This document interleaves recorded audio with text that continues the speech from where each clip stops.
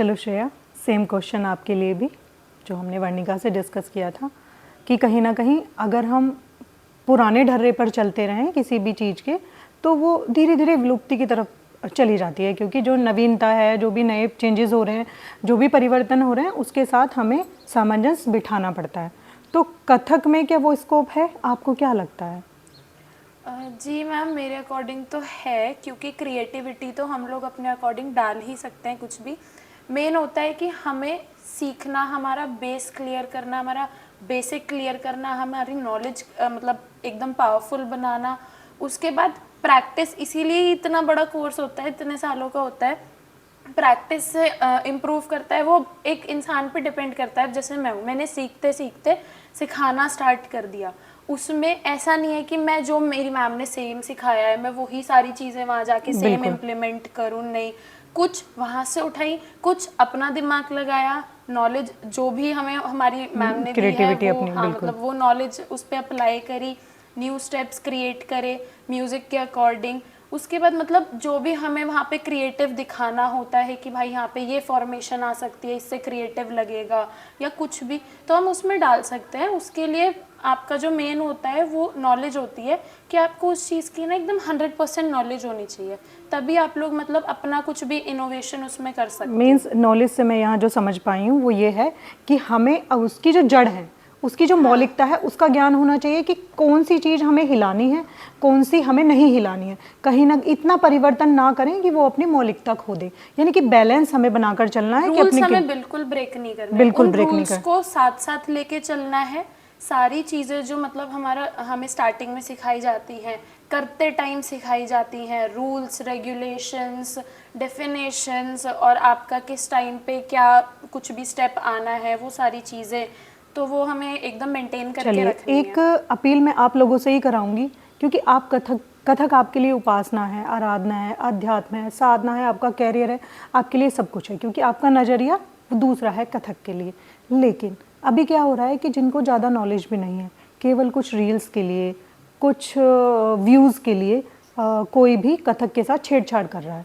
तो उसके बारे में आप लोग क्या कहना चाहेंगे? क्या वो सही है? क्या उसको परिवर्तन कह सकते हैं क्या, या वो गलत है?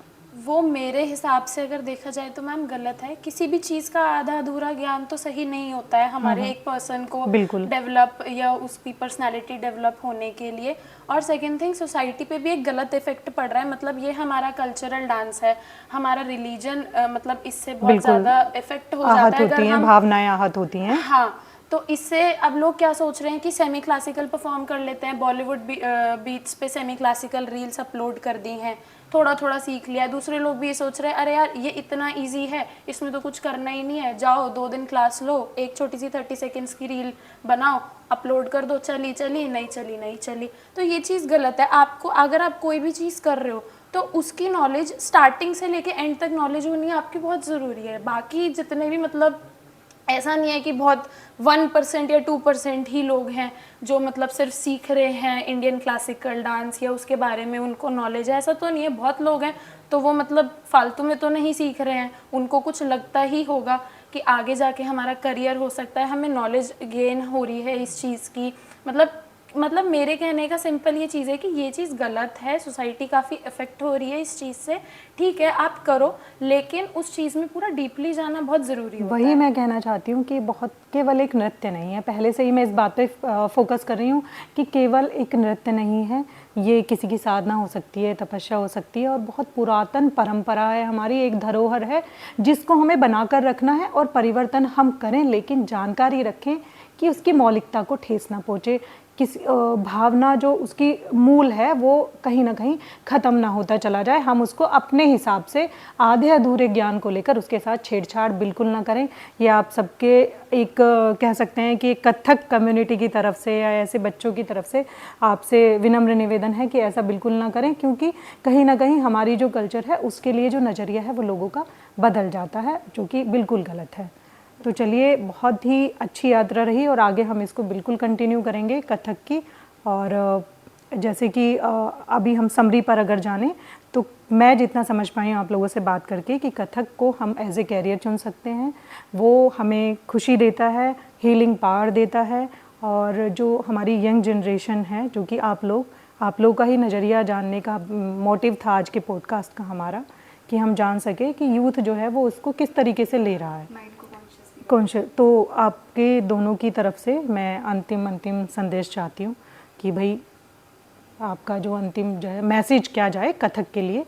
तो पहले श्रेया आप मेरा एंड ऑफ द कन्वर्सेशन यही एक मैसेज है कि अगर आप किसी भी चीज़ में घुसना चाहते हैं, मैं ये नहीं कह रही कि सिर्फ हम फोर्स नहीं कर रहे कि सिर्फ आप कथक में ही जाएं, और भी बहुत सारे इंडियन क्लासिकल डांस फॉर्म्स हैं, इंडियन क्लासिकल म्यूज़िक है, बहुत सारी चीज़ें, इंस्ट्रूमेंट्स हैं इंडियन क्लासिकल। तो आप किसी भी चीज़ में जिसमें आपका इंटरेस्ट है उसमें जाइए, but the main thing is कि जिस भी चीज़ में जाओ उसमें अपना 100% दो, उसको कंप्लीट करो, ताकि उसका आपके पास हाफ नॉलेज ना हो। 50% नॉलेज आपके किसी काम की नहीं है, 100 या 110% आपके नॉलेज जो है वो ही काम आएगी, उससे कम बिल्कुल नहीं आएगी।